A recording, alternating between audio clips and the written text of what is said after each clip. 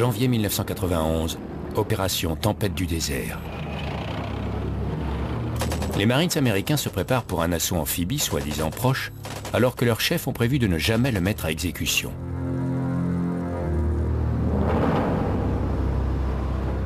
Mai 1944, opération Overlord. 2 semaines avant le jour J, le célèbre général américain George Patton inspecte les unités d'une armée fantôme en prévision d'une invasion qui n'aura jamais lieu pour libérer l'Europe entre les mains des nazis. La diversion est une phase cruciale dans toute stratégie. Elle vise à tromper l'ennemi, à lui faire croire qu'une manœuvre particulière se prépare en un lieu donné ou à un moment donné, alors qu'il n'en est rien. Si elle réussit, la bataille peut être gagnée rapidement. Si elle échoue alors que l'enjeu est élevé, la défaite peut faire perdre la guerre. La stratégie est la diversion.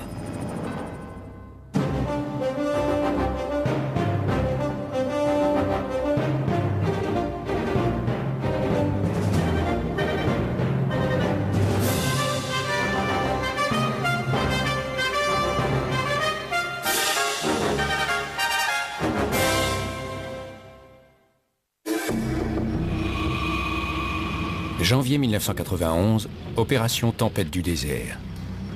L'objectif est la libération du Koweït. 6 mois plus tôt, les troupes de Saddam Hussein envahissent le Koweït et s'emparent de ses champs pétrolifères.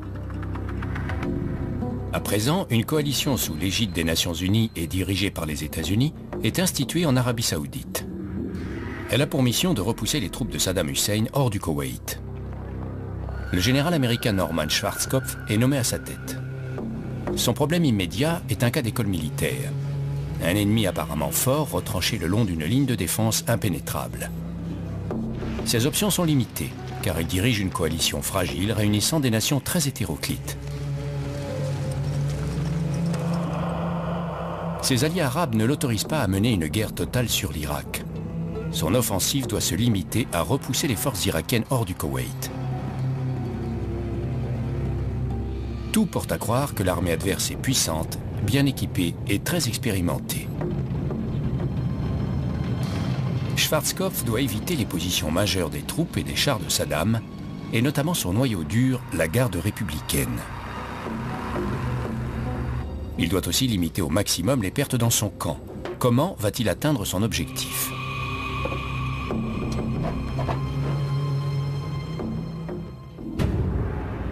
Près de 50 ans plus tôt, le général britannique Frederick Morgan est confronté à un défi bien plus complexe. L'armée d'Hitler occupe l'Europe de la Norvège à la frontière espagnole. En Angleterre, les troupes alliées sont prêtes à traverser la Manche, à percer le mur de l'Atlantique et à poursuivre jusqu'à Berlin. Un débarquement aura certainement lieu, mais où et quand ? Le mur de l'Atlantique semble infranchissable. Les plages sont défendues par des bunkers, des mines, des kilomètres de fils barbelés. Des dispositifs anti-débarquement sont installés dans l'eau à l'approche des plages. Dans les terres, les unités blindées allemandes sont prêtes à décimer les troupes d'invasion. Comment le général Morgan va-t-il surmonter ce problème ? Morgan et Schwarzkopf ont recours à la même solution, la diversion.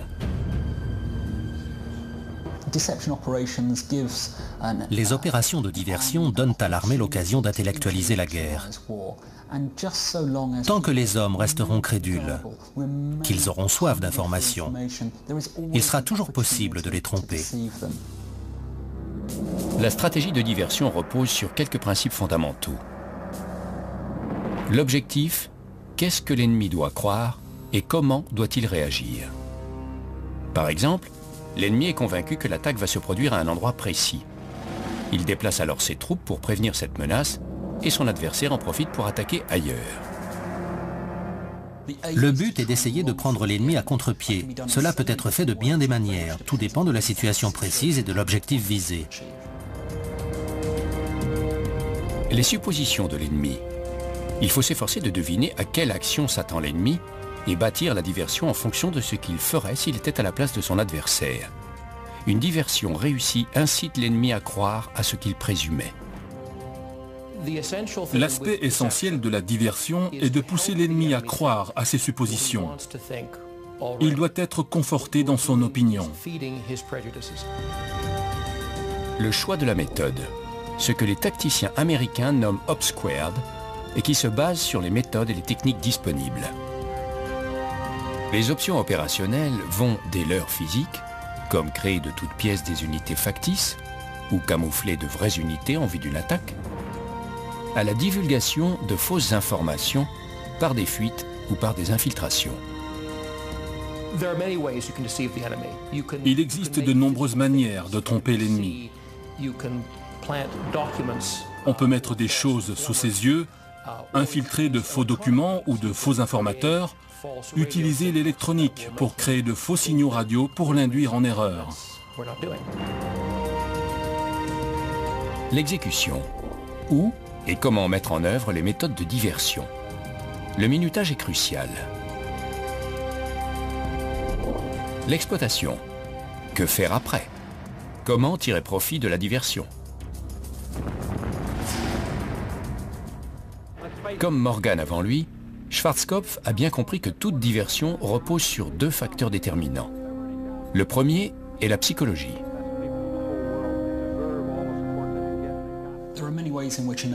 Une nation peut tenter d'user de la diversion pour déstabiliser son ennemi de différentes manières. L'une d'elles, qui a été utilisée au fil des siècles, consiste à jouer sur les idées préconçues du camp adverse pour lui communiquer des informations qui vont dans ce sens et le confortent donc dans son opinion. Le second facteur clé de la diversion est la manière dont elle est dévoilée. L'ennemi ne dispose jamais d'un tableau complet. Dans le domaine militaire, avoir toutes les cartes, toutes les données en main met la puce à l'oreille. Par conséquent, la diversion doit être divulguée avec parcimonie. Les informations livrées à l'ennemi doivent se limiter à le faire mordre à l'hameçon. Un risque majeur est omniprésent dans toute stratégie de diversion. L'ennemi peut la repérer et en organiser une à son tour. Si l'ennemi découvre qu'on cherche à le tromper, il peut élaborer une ruse de son cru pour tromper son rival à son tour. Nous en arrivons donc à un autre principe fondamental. La tactique concoctée doit être suffisamment souple pour pouvoir fluctuer au gré des réactions de l'adversaire. Alors en 1944 et en 1991, comment Morgan et Schwarzkopf ont-ils résolu leurs problématiques? Comment ont-ils échafaudé leur plan de diversion? Tempête du désert, 1990 à 1991. Le général Norman Schwarzkopf et ses stratèges mettent sur pied un plan de libération du Koweït. Opération Overlord, 1943 à 1944. Le général Frederick Morgan et ses stratèges mettent sur pied un plan de libération de l'Europe. À l'école militaire, Schwarzkopf et Norman ont étudié les grands subterfuges de l'histoire militaire. Schwarzkopf, quant à lui, a certainement étudié le plan de Morgan en détail. L'histoire de la diversion est aussi ancienne que celle de la guerre. Les armées ont toujours cherché à tromper l'ennemi, à exercer une pression psychologique. La force de frappe des troupes est alors sans commune mesure avec ce qu'elle aurait été sans recourir à des artifices. Schwarzkopf et Norman ont probablement analysé le cas de l'une des plus grandes opérations de diversion de la Première Guerre mondiale. L'offensive du général russe Alexei Brusilov à gauche contre les forces austro-hongroises sur le front oriental en été 1916. Pendant la Première Guerre mondiale, il est de coutume lors d'une offensive de pilonner longuement l'ennemi avec l'artillerie avant de lancer les troupes à l'assaut pour franchir le No Man's Land. L'ennemi est donc averti et a largement le temps de se préparer. C'est un problème auquel Morgan et Schwarzkopf sont aussi confrontés. Leur ennemi sait pertinemment que des forces sont mises en place en vue d'une attaque massive. Pendant la Première Guerre mondiale, le No Man's Land du front oriental peut atteindre plusieurs kilomètres de large. Le franchir prend donc du temps, pendant lequel l'infanterie est exposée au feu ennemi. Contrairement à Morgan, dont les hommes doivent traverser la Manche, Schwarzkopf n'a pas ce problème, car ses troupes sont à quelques pas des défenses irakiennes sur la frontière du Koweït.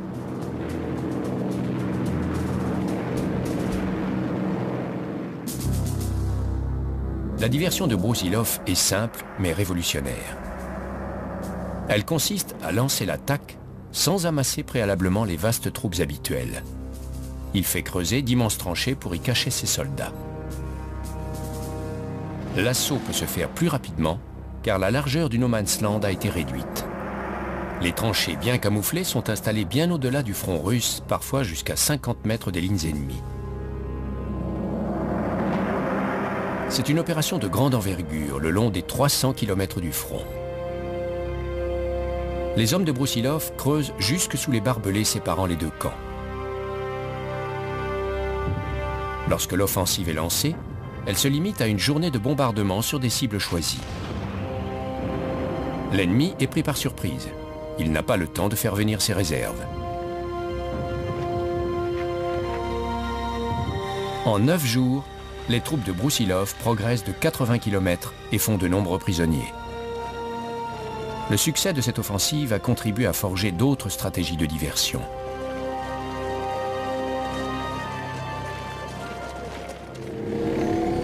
Tempête du désert 1991 et Jour J 1944. Schwarzkopf et Morgan doivent répondre à la première exigence de leur plan de diversion. Il s'agit de définir un objectif précis. Que doit faire l'ennemi et pourquoi? Deux alternatives semblent offertes aux forces réunies par Schwarzkopf en Arabie Saoudite. Un débarquement amphibie mené par les Marines américains à l'embouchure du Golfe, près de l'estuaire de Shatt al-Arab,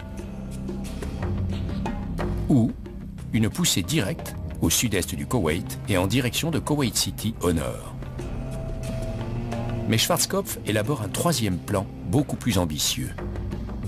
Un large crochet du gauche, au cœur du désert à l'ouest en franchissant la frontière irakienne, pour entrer au Koweït par le nord. Schwarzkopf surnomme sa manœuvre Ave Maria. C'est une référence directe à une tactique pratiquée en football américain et par laquelle les receveurs pénètrent profondément dans la moitié de terrain adverse et attendent que le quarterback leur passe le ballon.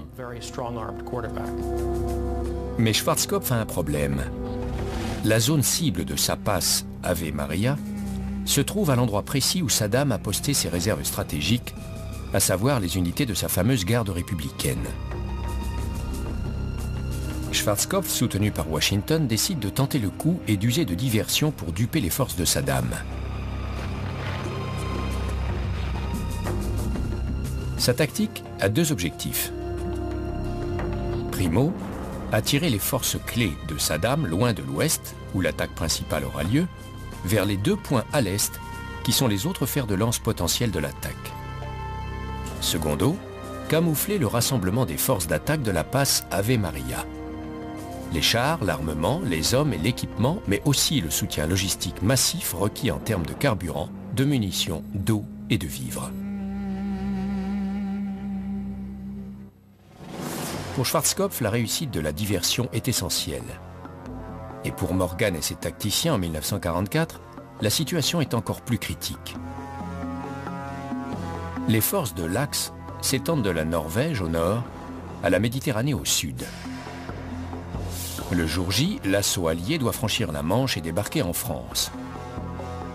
Les plages doivent être à portée de tir des chasseurs car les troupes de débarquement doivent bénéficier d'une protection aérienne. Cela ne laisse que deux options, le Pas-de-Calais ou la Normandie.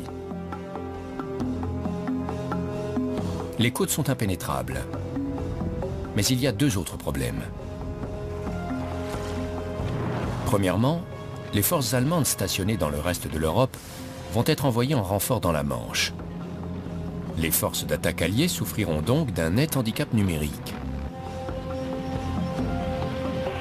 Deuxièmement, les Allemands maintiennent les réserves clés de Panzer loin des côtes pour les lancer contre les forces d'invasion au premier signe du débarquement.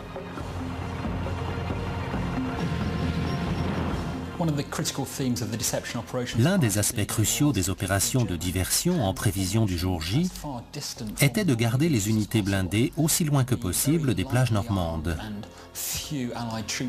Les troupes alliées, peu nombreuses et à l'armement léger, qui devaient débarquer le 6 juin, auraient été anéanties et rejetées à la mer par les réserves de Panzer très mobiles. Les panzers doivent être tenus à distance de la tête de pont alliée jusqu'à ce qu'elle soit fermement établie. Cela laisse la chance aux Alliés de détruire les panzers par voie aérienne.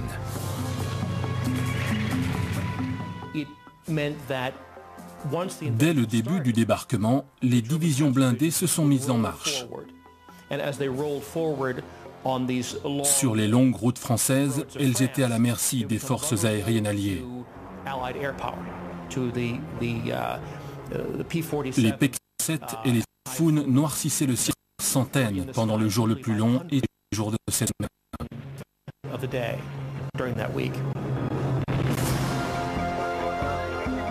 Frédéric Morgan et Norman Schwarzkopf répondent ainsi à la première exigence de toute stratégie de diversion, un objectif précis. Ensuite, ils doivent parvenir à convaincre l'ennemi d'adhérer à leur plan.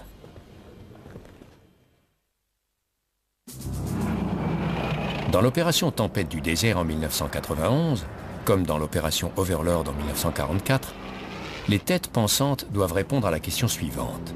Comment vont-ils tromper l'ennemi? Il s'agit donc d'évaluer les suppositions de l'ennemi. Que pense l'ennemi ou qu'est-il disposé à croire? L'exigence clé d'une diversion réussie est de savoir ce que l'ennemi est à même de croire. Une fois que cet aspect a été éclairci, il faut l'encourager dans cette voie.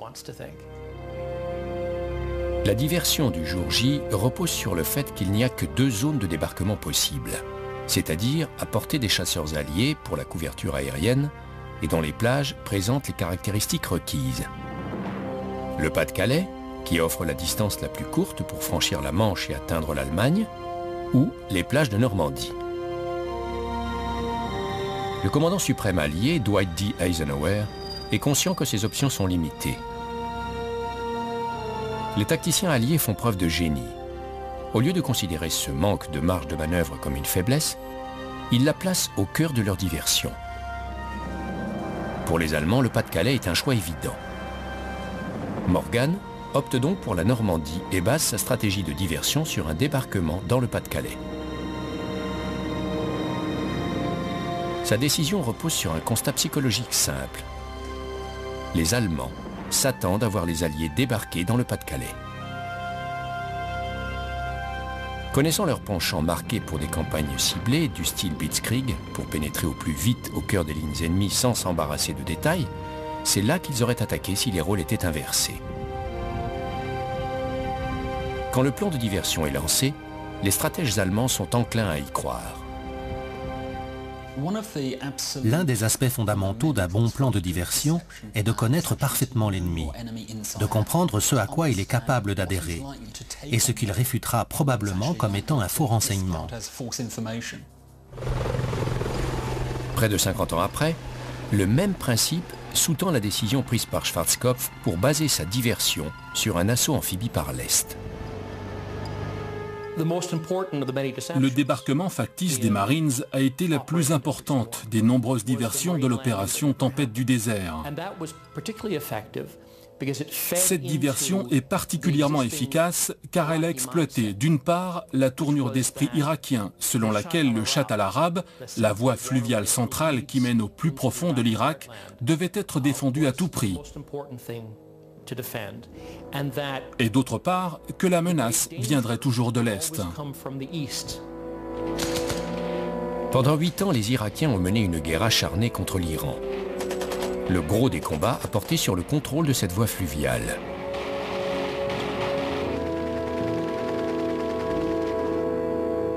Morgan, en 1943-1944, comme Schwarzkopf en 1990-1991, ont donc satisfait à la seconde exigence. Ce qu'ils ont prévu pour leur diversion est en parfaite adéquation avec la mentalité de l'ennemi. Il est temps de prendre des décisions cruciales d'ordre pratique. Pour quelle méthode de diversion doivent-ils opter du point de vue technique et opérationnel? Comment vont-ils l'exécuter? Lorsque Morgan et Schwarzkopf planifient cet aspect de leur diversion, ils se basent sur quelques cas célèbres. Pour Schwarzkopf, ces exemples appartiennent à l'histoire militaire, alors que pour Morgan, ils font partie de la guerre à laquelle ils participent. Afrique du Nord, 1940-1941. Le dictateur italien Benito Mussolini veut expulser les Britanniques de la région pour s'emparer de leur base navale à Alexandrie et prendre le contrôle du canal de Suez. À cette époque, l'armée italienne en Libye est forte de 250 000 hommes, alors que les Britanniques n'en comptent que 36 000. Jusqu'à l'arrivée des renforts, le seul moyen de prévenir un assaut est de convaincre les Italiens que les Britanniques disposent déjà d'une grande réserve au sol prête à contre-attaquer. Ils créent l'illusion d'une grande armée. Des centaines de chars, camions et pièces d'artillerie sont fabriqués en caoutchouc gonflable et en toile tendue sur des châssis. Morgan aura recours à la même illusion dans son plan de bataille pour le jour J. En Afrique du Nord, les Britanniques tracent de fausses routes et de fausses pistes dans le sable. Ils y font courir des chevaux et des chameaux pour soulever des nuages de poussière, comme si une grande armée était en marche. Les renseignements britanniques émettent des messages radio codés, conçus pour être déchiffrés par les Italiens et signalant un renfort britannique croissant. Morgan et Schwarzkopf pratiquent tous deux la désinformation par un faux trafic radio. Quand les Italiens attaquent, les Britanniques se replient. Les Italiens n'y voient que du feu. Ils croient à une grande offensive britannique sur leur flanc droit. Quand ils se rendent compte de leur erreur, il est trop tard. Les Britanniques ont créé une armée fantôme. 3 ans plus tard, le général Morgan fait de même. Grande-Bretagne 1944. Les préparatifs du jour J continuent. Le plan de diversion couvre un vaste éventail d'artifices. Les Britanniques se sont préparés à un débarquement dans le nord-ouest de l'Europe durant près de 3 ans et demi.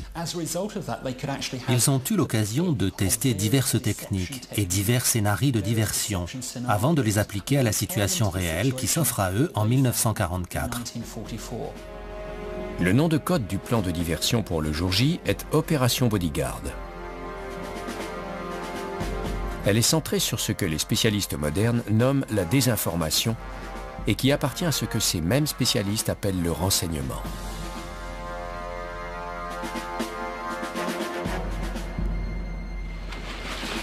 Pour leurs renseignements sur les préparatifs alliés, les Allemands se fient au réseau d'espionnage mis en place en Grande-Bretagne.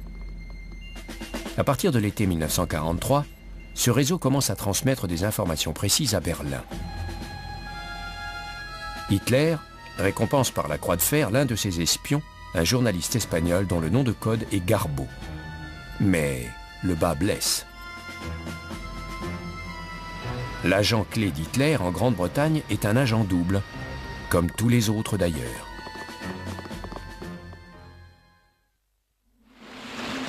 Le contre-espionnage britannique démasque la plupart des espions allemands et leur propose un marché. Devenir des agents doubles, transmettre de faux renseignements ou être exécutés. La plupart des espions allemands choisissent de coopérer. Les stratèges montent par ailleurs de faux réseaux d'espions informant Berlin. Les renseignements provenant de ces réseaux fictifs sont étayés par de faux messages radio destinés à être interceptés.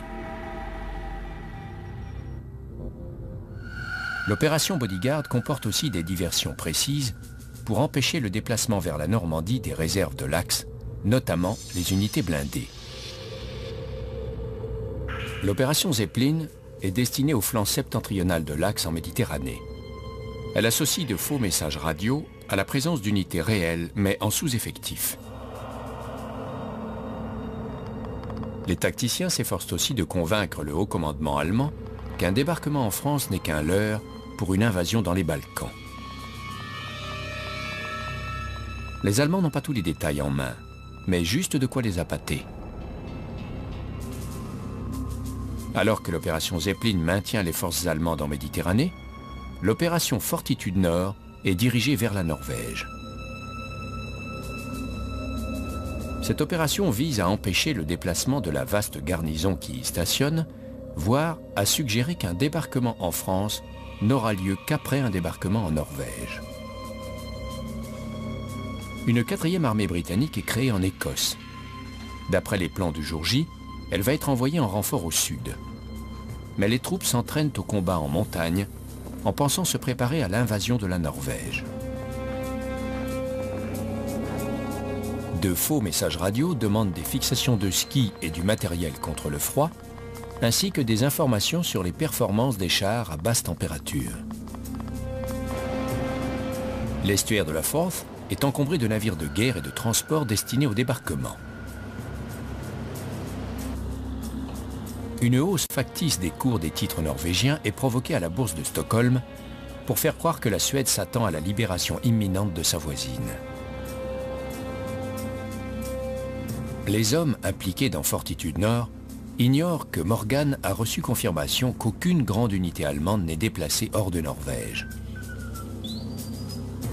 Cette partie de l'intoxication fonctionne grâce au cryptologue de Bletchley Park, un manoir près de Londres, où le code militaire allemand Enigma est déchiffré.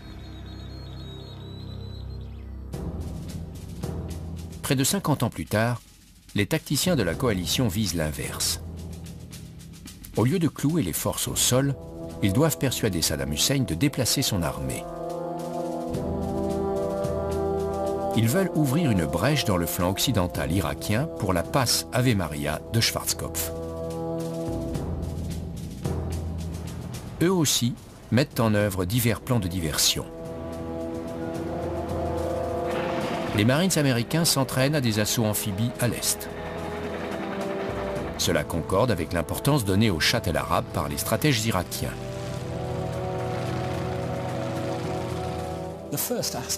Le premier aspect de ce plan est de conforter les Irakiens dans leur opinion.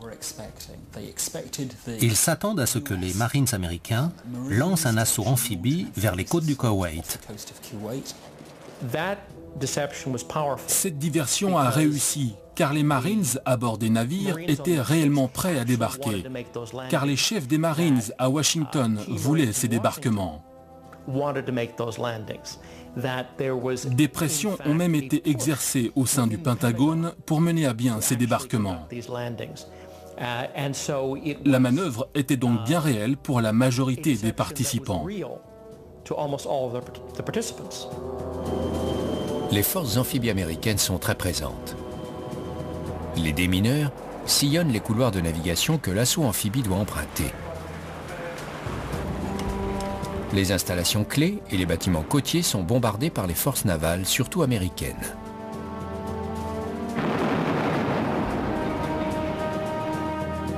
Un aspect central de la diversion est rendu possible par la technologie moderne, la manipulation des médias. Les équipes de télévision ont accès à des pseudo-événements majeurs. Les ronds de cuir plaident en faveur de la théorie de l'assaut par l'Est. Au XXIe siècle, de plus en plus de foyers disposent d'une radio et d'une télévision. Ce n'était pas le cas pendant la Seconde Guerre mondiale. L'impact psychologique de la diversion se concentrait essentiellement sur les troupes au sol. Aujourd'hui, les médias sont impliqués dans les opérations de diversion. Les unités de reconnaissance signalent que la garde républicaine se déplace vers l'Est pour couvrir plus directement la voie fluviale et les puits de pétrole. Schwarzkopf a élaboré un plan pour déguiser la concentration des troupes pour sa passe Ave Maria.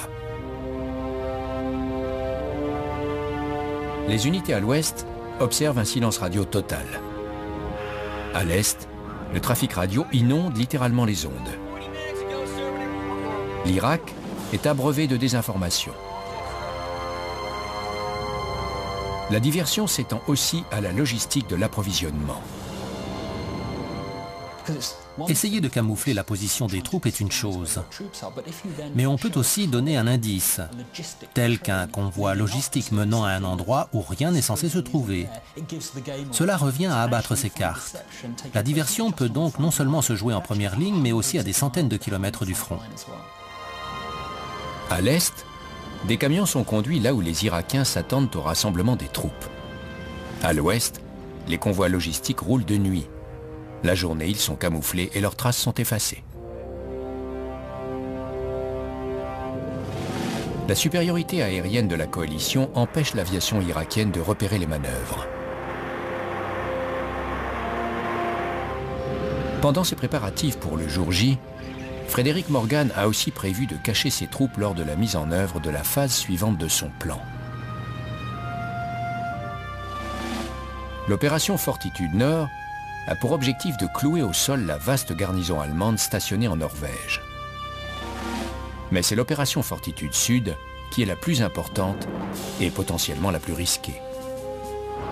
Printemps 1944. 2 millions d'Américains, Canadiens, Britanniques et Alliés attendent le jour J dans le sud de l'Angleterre.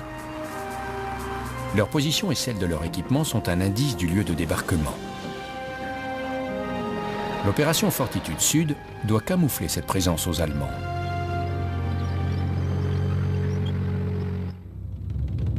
Les têtes pensantes recrutent une armée fantôme, le FUSAG, premier groupe d'armée américain, et la stationnent dans le Kent, pile en face du Pas-de-Calais. Cette armée compte des unités authentiques, mais pour l'essentiel, elle est factice. Les agents doubles la décrivent en détail dans leur rapport. Un calendrier fictif est dressé pour les débarquements dans le Pas-de-Calais. Les ondes sont inondées de fausses émissions radio, comme près de 50 ans plus tard dans Tempête du désert. Un bataillon de transmission américain sillonne la campagne anglaise en suivant les mouvements fictifs d'une armée inexistante. Des bateaux factices et des barges de débarquement bien réelles créent l'illusion d'une gigantesque armada. Des blindés gonflables font croire à une grande armée prête à l'assaut. Des avions en carton-pâte trompent les reconnaissances ennemies. Des prisonniers de guerre allemands, libérés par la Croix-Rouge suédoise, sont témoins comme par hasard de la concentration de troupes fictives dans le Kent et la rapportent à Berlin. Mais la diversion a un autre atout dans sa manche qui la rend encore plus crédible. Le général américain George Patton dirige le FUSAG. Sa réputation de meneur d'offensive porte les Allemands à croire qu'il va diriger l'assaut allié.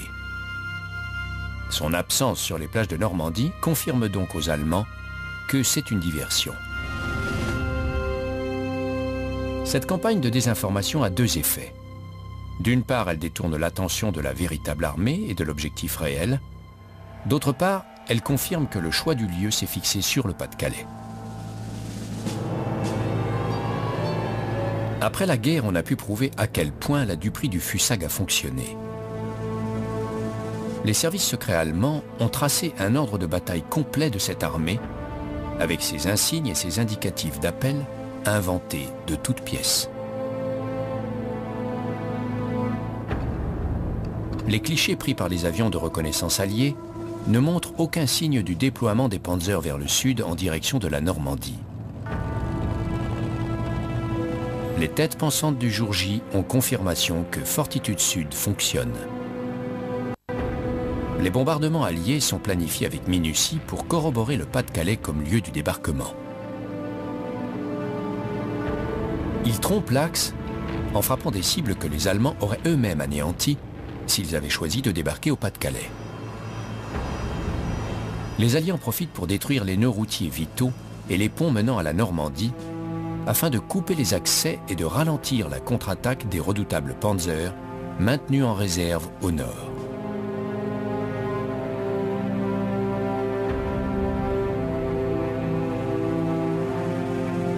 Dans les semaines qui précèdent le jour J, 2 fois plus de bombes sont lâchées au nord de la Seine qu'au sud.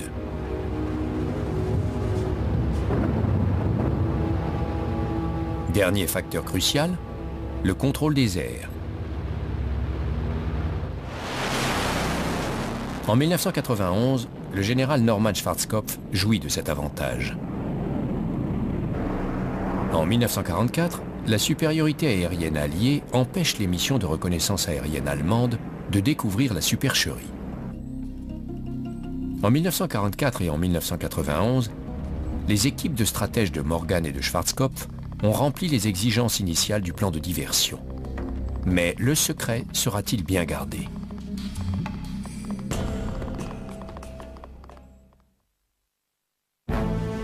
Jour J, 1944.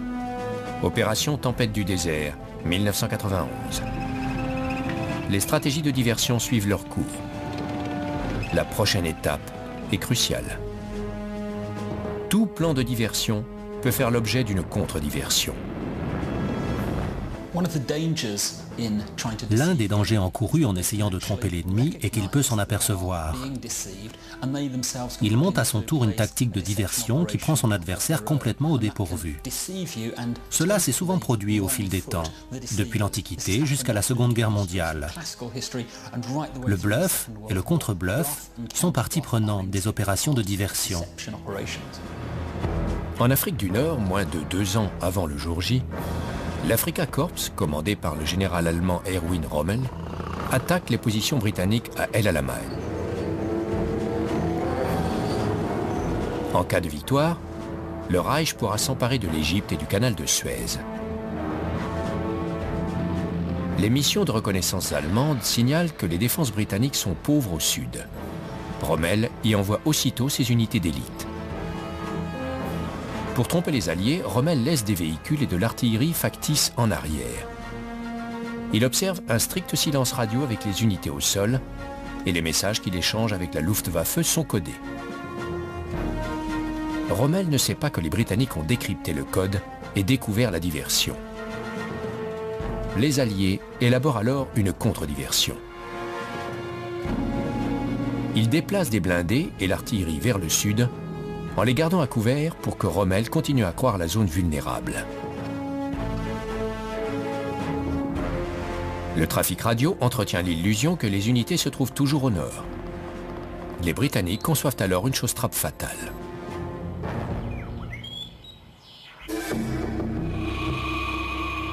Ils détiennent des cartes allemandes qui ne reproduisent pas l'emplacement des sables mouvants près de la dépression de Ragil, au sud, un lieu idéal pour tendre un piège aux blindés de Rommel.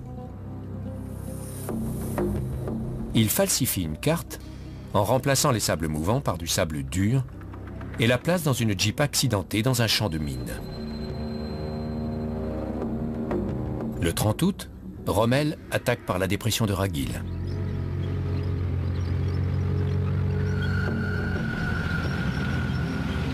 Alors que ses forces commencent à s'enliser, l'aviation britannique les anéantit. Quand la diversion fonctionne, elle est efficace. Mais lorsqu'elle échoue, elle vire au désastre. Pour l'opération Tempête du désert, le moment le plus risqué du plan de diversion se situe au début. Si les Irakiens lancent une attaque préventive vers l'Arabie Saoudite, avant l'arrivée du gros des troupes de la coalition, les résultats seraient désastreux. Pour l'éviter et bloquer les forces irakiennes, la rumeur de l'imminence d'un assaut rapide est répandue. Au cours de cette période, bien des choses auraient pu mal tourner. Il y avait l'éventualité d'une contre-attaque irakienne jusqu'en Arabie Saoudite, pendant le rassemblement des forces de la coalition et le déploiement sur le front. Ces jours-là étaient marqués par l'incertitude. Heureusement, Saddam ne profite pas de cette occasion. En revanche, dans l'opération Overlord, le moment le plus risqué vient plus tard. Il est lié à la crainte de voir le plan de diversion découvert par l'ennemi et que celui-ci lance une contre-diversion. Les généraux Morgan et Eisenhower craignent parfois que leur dessein soit dévoilé. Les désinformations élaborées par les Britanniques et les Américains à l'encontre des Allemands avaient tant de facettes que les Alliés se demandaient parfois si les Allemands n'avaient pas découvert le poteau rose. De leur côté, les Allemands menaient aussi des opérations de diversion car ils ne voulaient pas que les Alliés découvrent leur position. Le général Eisenhower a souvent cru que sa stratégie avait été déjouée. 6 semaines avant le jour J, des mots croisés publiés dans un journal contiennent plusieurs noms de codes de l'invasion, dont Overlord. La coïncidence est terrifiante. Peu après, un cadre de l'état-major britannique oublie un dossier classé top secret à l'arrière d'un taxi. Le chauffeur le rapporte. Le dossier contient les plans de communication de l'invasion. Puis, au lieu d'envoyer les plans d'Overlord au Pentagone, un sergent américain confond le paquet avec un colis de lingerie fine destiné à une amie qui vit dans le quartier allemand de Chicago. Le paquet est intercepté à temps. Un mois avant le jour J, une barge de débarquement américaine est coulée par un sous-marin allemand au cours d'un exercice de nuit. 749 hommes périssent. 10 d'entre eux sont des officiers qui ont accès au plan d'Overlord. Les Alliés craignent le pire tant que tous les corps ne sont pas retrouvés.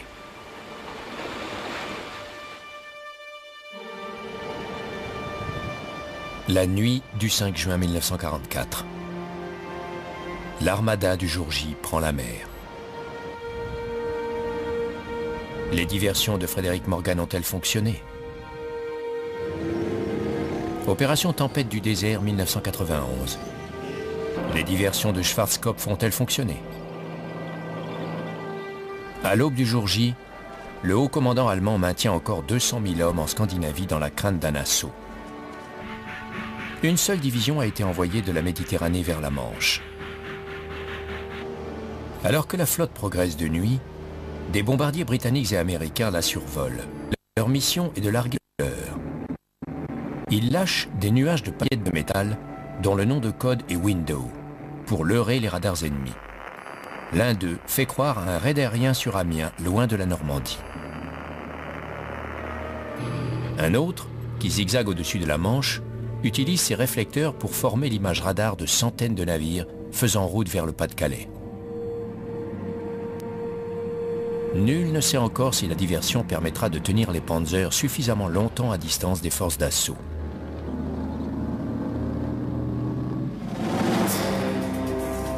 Dans l'opération Tempête du désert, il est temps pour Schwarzkopf de passer à l'action.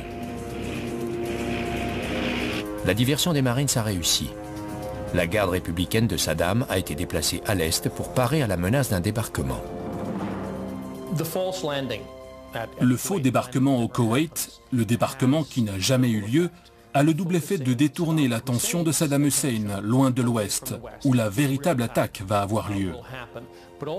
Mais cela le contraint aussi à poster une partie de ses troupes d'élite et des unités de la garde républicaine là où elles ne pourront pas réagir à l'offensive principale. Résultat, la passe Ave Maria de Schwarzkopf est couronnée de succès. En à peine 100 heures, les forces armées américaines et britanniques parcourent plus de 150 km à travers le désert, réduisent l'armée irakienne en cendres et libèrent le Koweït.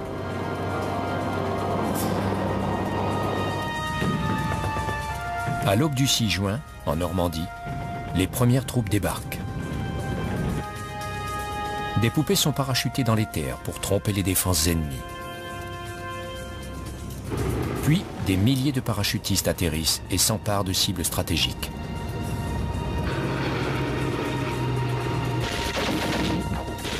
Les combats sont acharnés sur les plages.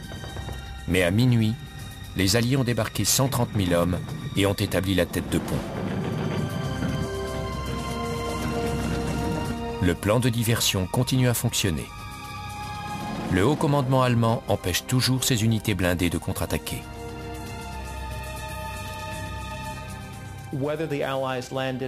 Que le débarquement allié ait eu lieu en Normandie ou dans le Pas-de-Calais n'a pas réellement d'importance.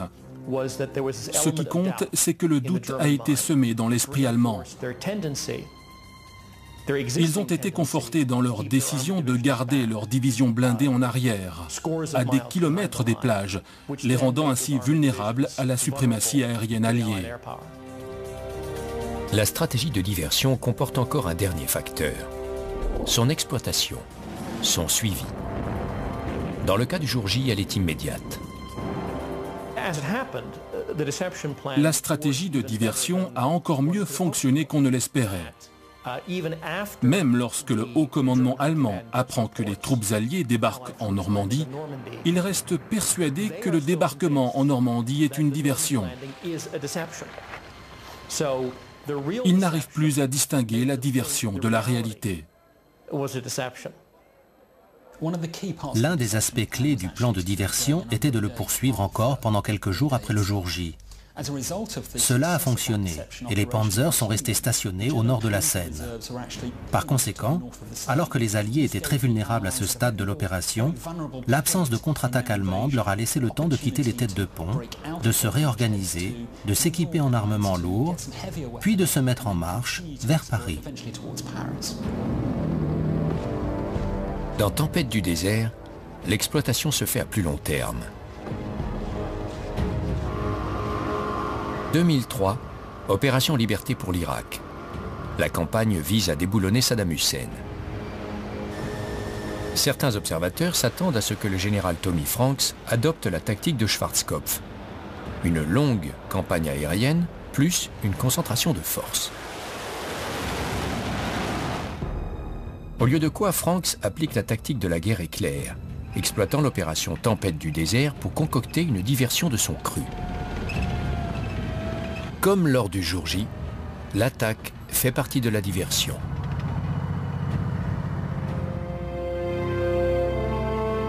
Comment Frédéric Morgan en 1944 et Norman Schwarzkopf en 1991 remplissent-ils les exigences de la stratégie de diversion? L'objectif. Les deux hommes fixent des objectifs clairs et ils les atteignent. Les Allemands n'envoient pas leurs forces de contre-attaque en Normandie avant plusieurs jours, alors que les Irakiens déplacent leurs troupes d'élite à l'est. Les suppositions de l'ennemi. Dans les deux cas, les plans de diversion ont réussi, car ils sont dans la droite ligne de ce que l'ennemi veut croire. Les Allemands sont restés convaincus qu'un débarquement se produirait dans le Pas-de-Calais, alors que les Irakiens ont attendu en vain un assaut amphibie. Le choix de la méthode et son exécution. Schwarzkopf et Morgan se conforment à ces deux exigences. Morgan, notamment, emploie un large éventail de techniques et les exécute avec brio.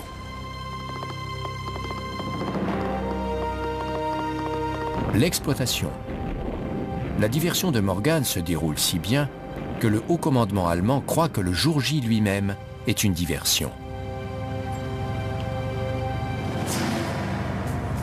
Mais qu'en est-il de l'avenir de la stratégie de diversion? Nous pratiquons toujours des opérations de diversion et nous continuerons tant qu'il y aura des guerres. Évidemment, les belligérants peuvent se duper réciproquement. Les opérations de diversion aboutissent à un tel enchevêtrement d'informations et de désinformations que des événements inattendus peuvent survenir sur le champ de bataille. On en est arrivé au point où lorsqu'on parviendra à démêler cet écheveau, on sera passé maître dans l'art de la guerre. C'est très improbable et c'est pourquoi la diversion continuera. Mener à bien une stratégie de diversion deviendra probablement de plus en plus complexe. Toutefois, l'objectif principal reste le même: gagner la bataille avec le moins de pertes possible.